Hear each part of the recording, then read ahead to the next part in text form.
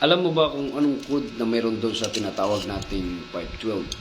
Ika nga yung EMMC. Ayun yung 512 gig na non-code.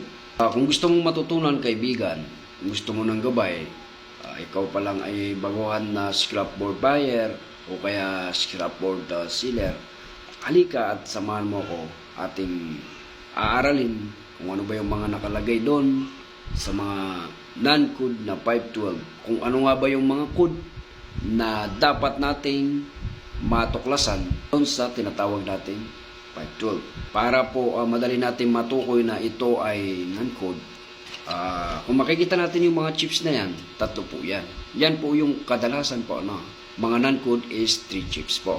Meron din pong mga non-code na yung chips nandito po sa likod.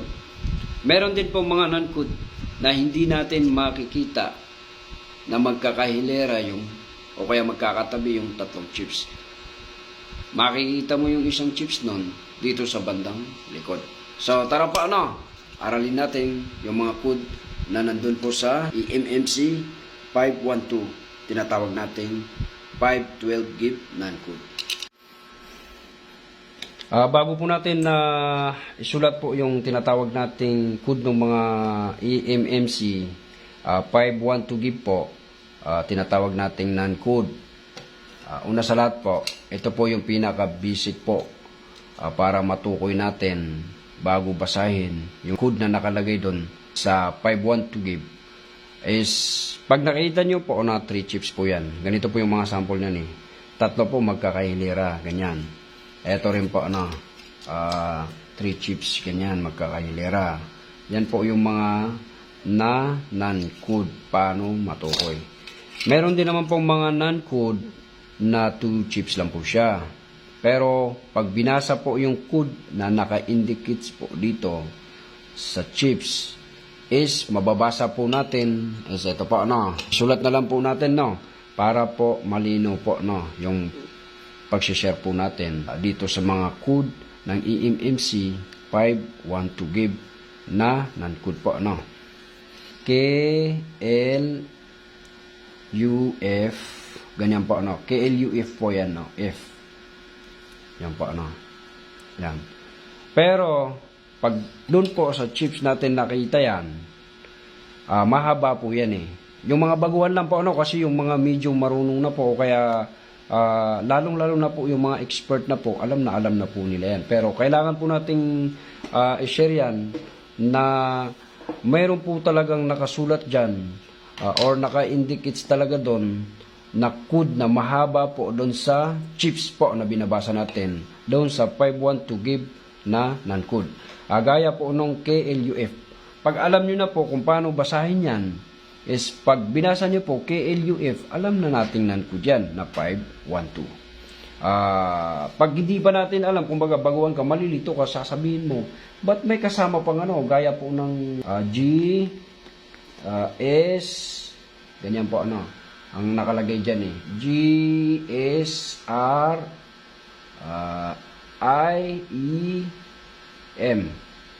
Yan po, nakalagay dyan.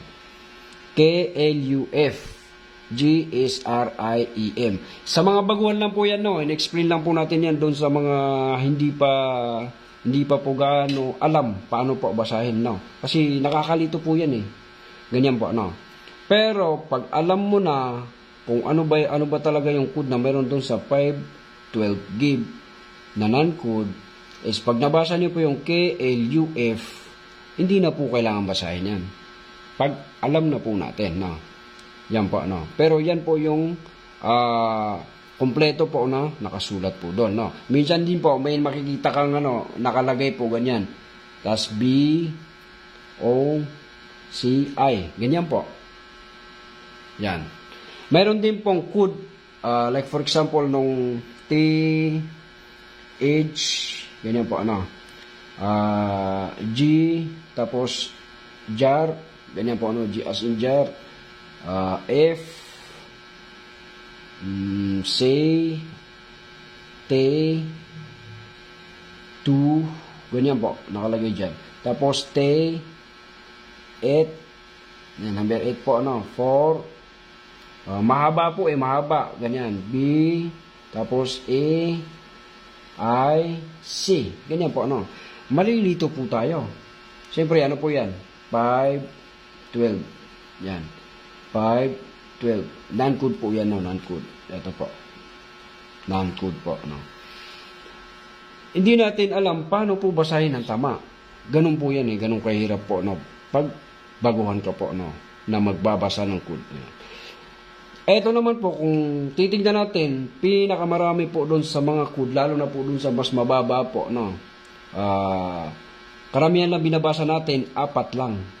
4 na letters. O kaya minsan, 5 na kasama yung number doon. Ito naman, kung bibilangin natin, pagka memorize mo na yan, hanggang dito po yan. Yan. Halimbawa, T, H, G, G as in jar, F, C, T, 2. Ganyan po. Diyan po natin matutukoy. Pero kaya po, dinidiscuss po natin yan para po maintindihan po ng mga baguhan. Kasi, pagkabaguhan ka, halos lahat naman ng scrapboard buyer nung nagsimula po, talagang nag-aaral po ng maigi dun sa code. Kasi po, nakakalito po talaga yan. Pag nakita nyo yan, halimbawa dun sa chips na nakalagay doon, or dalawang chips lang siya, halimbawa, ganito, pag naka-indicate yan doon, nakalagay doon mismo sa chips na yan, pag nabasa nyo yan, 512, non-code po yan. Yan po. Ganyan lang po yan. Non-code. Yan. T, H, G, G, F, C, T, 2. Tapos, nakarugtong po yan doon na nakasulat yan.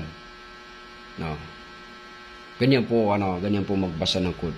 Gaya din po ng code din ng 512 na is D, letter D po yan, no? Pasensya na po sa writing natin. D, N, E, D, K. Yan, napakahirap po niyan tukuyin yung mga ganyan.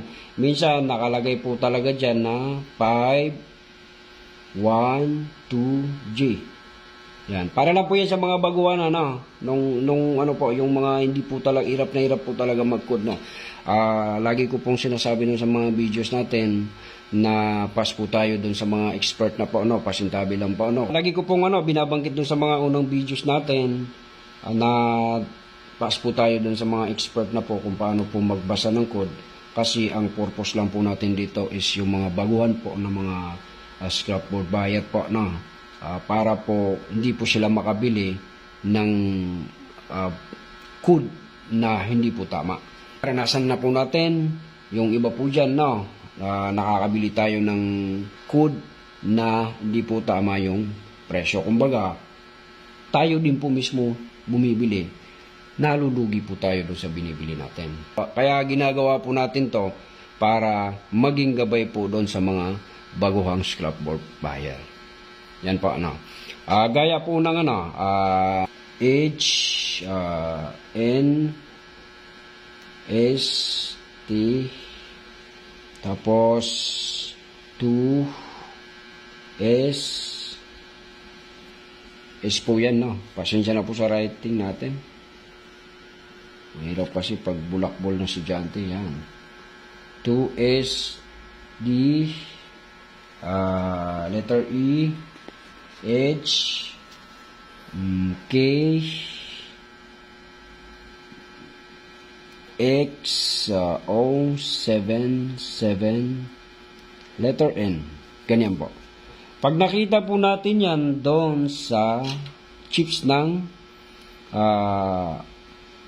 board, ibig sabihin po niyan is 512. Yan, 512 na non-code po, Ganyan po kahirap basahin yung mga non-code. Yan. Makikita niyo po. Ito po, once again po, letter is po yan, is. Letter is. Yan ba, Yan, ito po siya. Sensya na sa writing natin, letter is. Is po yan. Ito pa, ulitin natin, no? KLUF GSRIEM. Tapos minsan, mayroon pong code na nakalagay na po yan. BOCI. Ito po. THGGFCT2. Tapos, T84BEIC. Pagka-expert na po kayo o alam nyo na po paano basahin yung code, hindi na po kailangan yung karugtong nun. Pag nakita nyo po ganito, KLUF, alam nyo na po yan na 512 non-code. Gaya po nito, THGGFCT2. Yan. Alam nyo na po yan. Pag nabasa nyo to, pag nakita nyo to, dito, alam nyo na non-code yan. Kasi siyempre, expert na kayo o alam nyo na. Ganyan. Malawak na kumbaga yung kaalam nyo dyan. Ganito rin po, SDNEDK. Ganyan. No. Pero hindi po ito madalas na nakikita dun sa mga scrapboard na may code na ganyan. Pero kailangan po, alam natin yan kasi sa mga ibang scrapboard buyer po, yung mga baguhan, minsan namimili sila, ganyan. Mayroon silang mga chips na nakikita na hirap basahin. Kumbaga. Doon po sa mga baguhan, no? Bukod po doon sa mga expert. Kasi yung mga expert, alam na nila yan. Unang tingin pa lang nila. Yung mga expert na nga po, unang tingin pa lang doon sa board, parang alam na kung anong nakalagay doon na code. Sinisigurado lang talaga. Yan po yung mga code na nakalagay po doon sa tinatawag nating non-code, yung eMMC po, no? So yun nga po mga bossing, sana po may natutunan po tayo dito sa bagong binigay nating kaalaman about po sa 512 Give. May mga katanungan man kayo, i-comment na lang po dyan sa comment section natin. Mga sumusuporta po doon sa mga videos natin, maraming salamat po sa inyong lahat. Sahan nyo po, lahat po ng pwede nating ituro o kaya gawing gabay po doon sa mga scrapboard buyer o kaya sa mga scrapboard seller na mga baguhan, gagawin po natin sa abot po ng makakaya natin.